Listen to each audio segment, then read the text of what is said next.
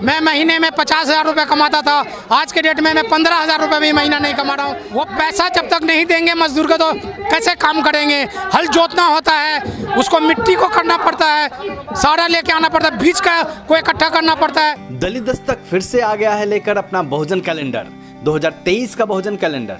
इस बार के कैलेंडर में होगा बहुत कुछ खास। जानिए उन बहुजन स्थलों के बारे में जो महत्वपूर्ण हैं। बुकिंग करने के लिए दिए गए नंबर पर संपर्क करें या व्हाट्सएप करें।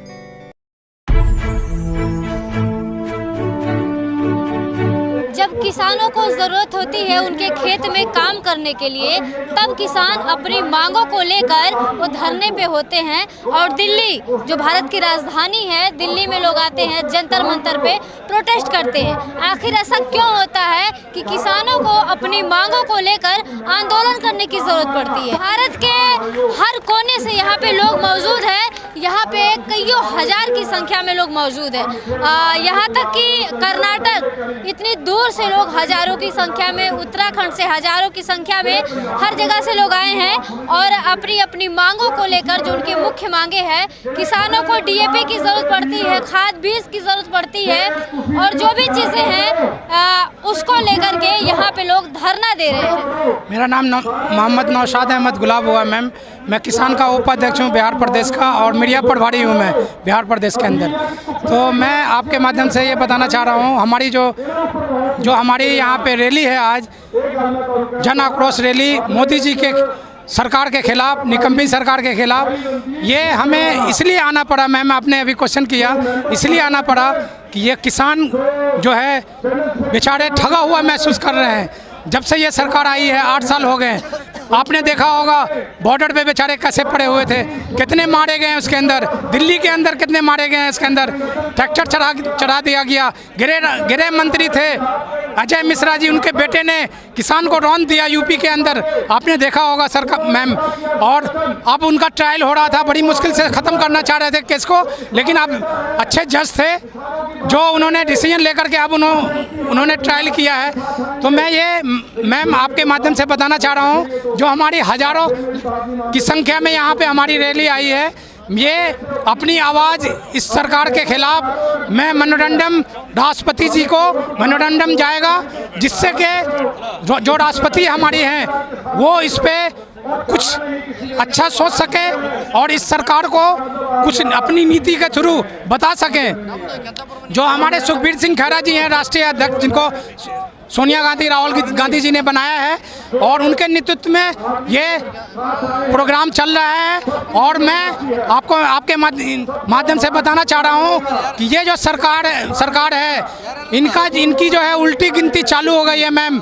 आपने देखा होगा 3 काला कानून लेके आए थे, जिसमें इनको कैंसिल करना पड़ा। ये तो चाहते थे कि ऐसे ऐसे तंत्र इन्होंने लेकर के आए थे जिसकी वजह से ये काला कानून हम ख़त्म नहीं करें, क्योंकि हमारी बात जो है, ये किसी नीति को ख़त्म करना भी ये इंसल्ट महसूस करते हैं। ऐसी सरकार, ये तो हिटलर से भी गए गुजरे हैं मैम।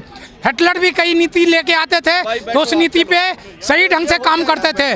आप ये देखिए, जो हिटलर की नीति थी, उस नीति को आप उठा के देखेंगे तो कई काम आपको अच्छे दिखेंगे, कई काम उनके बुरे होंगे। नरेंद्र मोदी जी की सरकार जो है, ये इनकी नीति जो है, हमें आपको अगर 50 नीति लेके आए होंगे, इन्होंने कानून बनाया होगा, इसमें से जो है ना 49 जो है ख़त्म हो चुका है। आपको मैं बताऊं, मैं आपको ये बताना चाह रहा हूं कि ये डॉक्टर शारदा, मैं ऐसे मंत्रिमंडल में नहीं रहूंगा। बिल जिसको मैंने बदल भी दिया था, उसकी भी हत्या कर दी गई। आपको तब तक इंसाफ नहीं मिलेगा जब तक समाज की रचना बदल नहीं जाती। गलत आस्था ने ही आज तक दलितों की शक्ति को पानी में बहाया है। भगवान बुद्ध के घर लौटने का समय आ गया है। ये किसान, बेरोजगार, रेहड़ी पटरी वाले, और मैं सबको जोड़ना चाह रहा हूँ, छोटी छोटी इंडस्ट्री वाले, ये सब जो है बेचारे परेशान हैं। फैक्ट्रियाँ बंद पड़ी हुई है। जिस फैक्ट्री में 500 लोग काम करते थे, उसके अंदर 50 आदमी भी नहीं मिलेगा मैम। जो साइकिल की फैक्ट्री थी वो बंद पड़ी हुई है पंजाब के अंदर, हरियाणा के अंदर, दिल्ली के अंदर। छोटी छोटी फैक्ट्री, बड़ी फैक्ट्री सब बंद पड़ी हुई है। उसके अंदर वर्कर्स जाते हैं काम के लिए तो कहते हैं कि सरकार ऐसी आ गई कि काम ही नहीं है, मैं कहाँ से रखूँगा आपको, कहाँ से पैसे दूंगा। और आपको बता दूं, मैं आपको आपके माध्यम से नरेंद्र मोदी जी को बताना चाह रहा हूँ कि जो ये सरकार है, ये सरकार के पास अभी भी 2 साल का वक्त है। अभी भी कुछ सुधार करे जिससे लोगों का भला हो सके। किसी का भला नहीं है। गरीब आदमी, 200-300 रुपये कमाने वाला आदमी बेचारा घर का जो है रोज़मर्रा की ज़िंदगी का जो खाना पीना होता है वो भी नहीं चला पाता। हम लोग किसान हैं। आपको बता दूं, मैं बिहार से, मेरे दादा जो है सरकारी नौकरी में थे लेकिन फादर मेरे किसान थे। मैं उनका लड़का हूं लेकिन मैं बिजनेस करता हूं। लेकिन हमारा भी बिजनेस पिछले 8 वर्षों से बंद पड़ा हुआ है मैम। मैं महीने में 50,000 रुपये कमाता था, आज के डेट में मैं 15,000 रुपये भी महीना नहीं कमा रहा हूँ।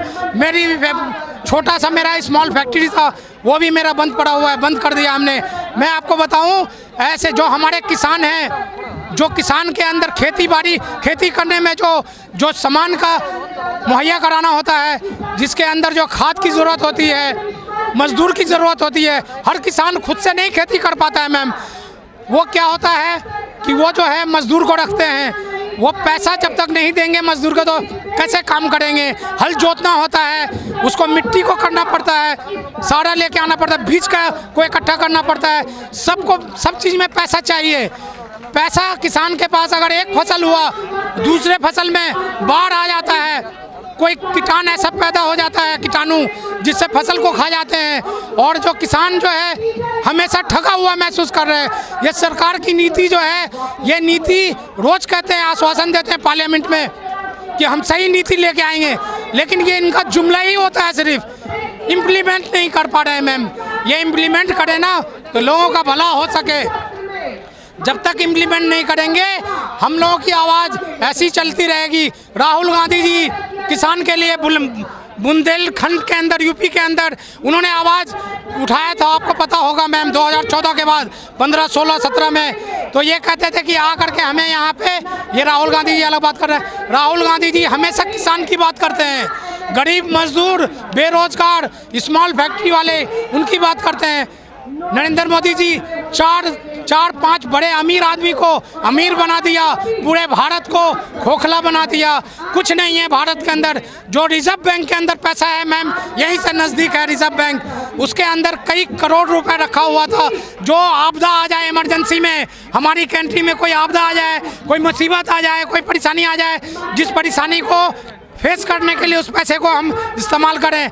पार्लियामेंट से इन्होंने कानून बना करके उस पैसे को निकाल लिया और उस पैसे को कहाँ पे ये इस्तेमाल किया किसी को नहीं बता रहे हैं, ये किसी को नहीं बता रहे हैं।